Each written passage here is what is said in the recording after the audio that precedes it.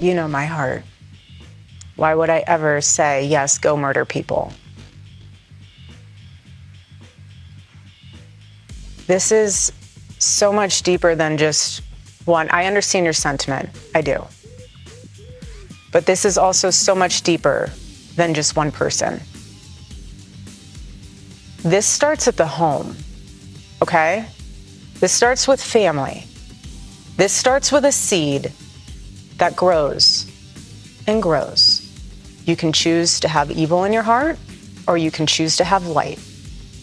What you consume and what you absorb from the outside world will manifest itself.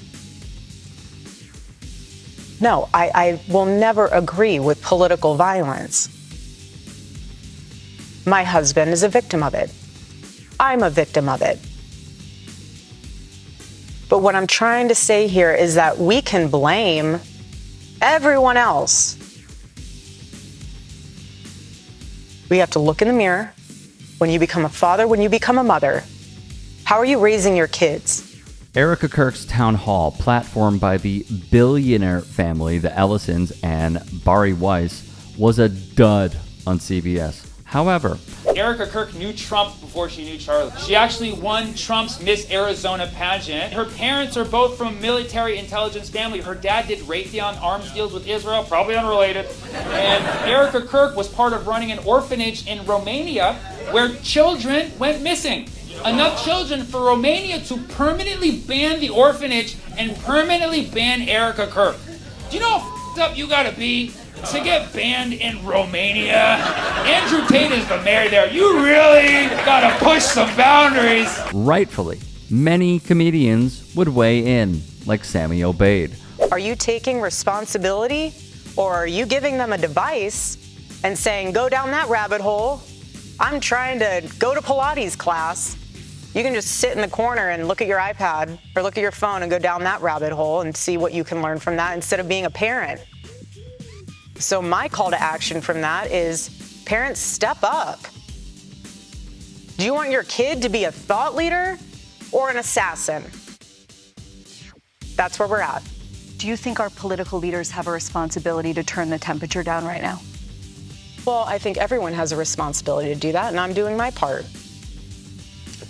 I'm not in control of other people. Remarkable stuff.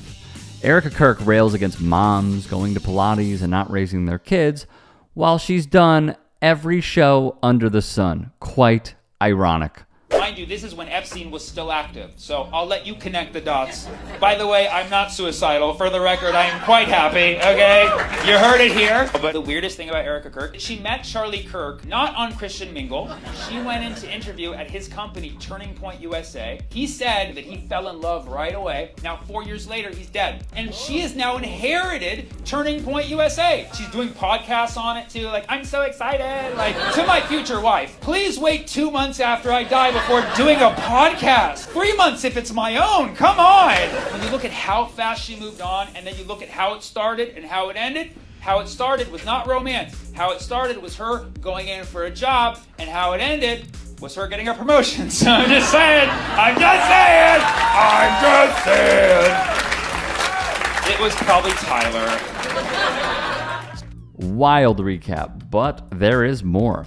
Charlie didn't care what skin color you were. He didn't care what religion you were. He loved excellence. He loved knowing that people, his favorite word was earn. He loved knowing that people worked hard to earn what they got. He worked so hard to build Turning Point USA. The first statement you meant about guns and shooting, I have no idea the context of that, and I have no idea there's a lot more there than just that one little sentence. My husband is not to be deteriorated to 2 sentences. Mm-hmm. He's not. He is a thought leader, and he was brilliant of a man.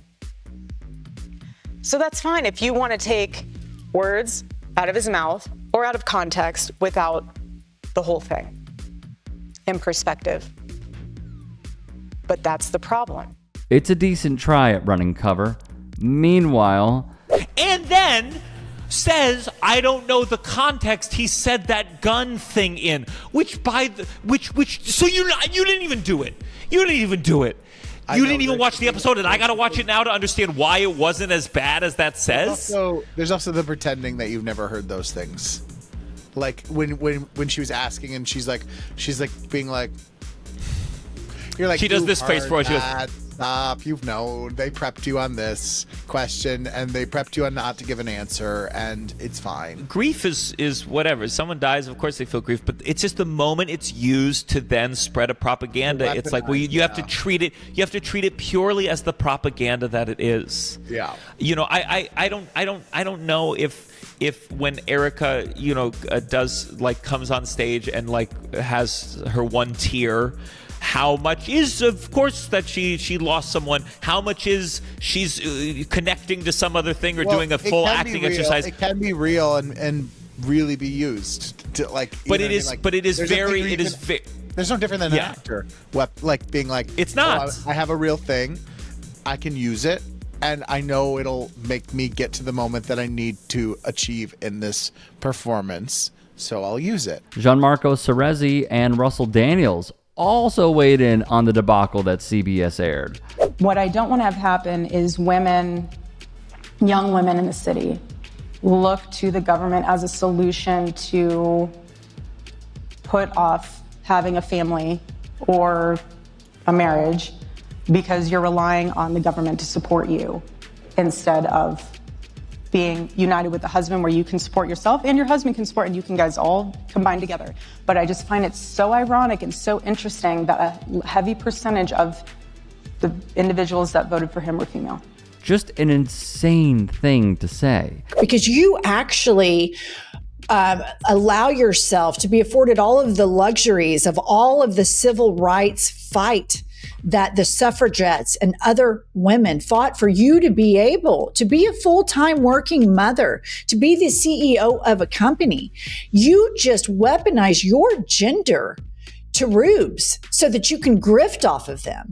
And for you to sit there and know enough and to be smart enough that if you were dressed in your lace Tammy Faye Baker outfit with tarantula eyes and, the big bouffant evangelical hair, that you couldn't stroll up to the New York Times and sit down and be taken seriously. Likewise, if you showed up dressed like that to the big Bible thumping Turning Point places and you didn't weaponize, oh, I'm a dingy blonde. I was raised by misogynists. This is my role to look like a bimbo and wrap my hair and wear my big eyelashes. You are an opportunistic grifter who weaponizes your gender to demean women. And you are a walking, talking, breathing example as to why nobody, number one, wants to be a Christian, and number two, wants to be a female hypocrite such as yourself. Your language, your organization makes women less safe. The I've Had It ladies took a tour in a must-watch piece. We'll link down below for the full recap on that. Hey, I appreciate you watching. Now, if you can, please do become a channel member by going to youtube.com/TYTsports and clicking the join button. If that's too much for you, you can just go to tyt.com/join to become a member. It helps all of us out here at the Young Turks and keeps our network afloat. In addition, you could follow me on my socials on Twitter, Instagram, and TikTok. Appreciate the love. Have a great day.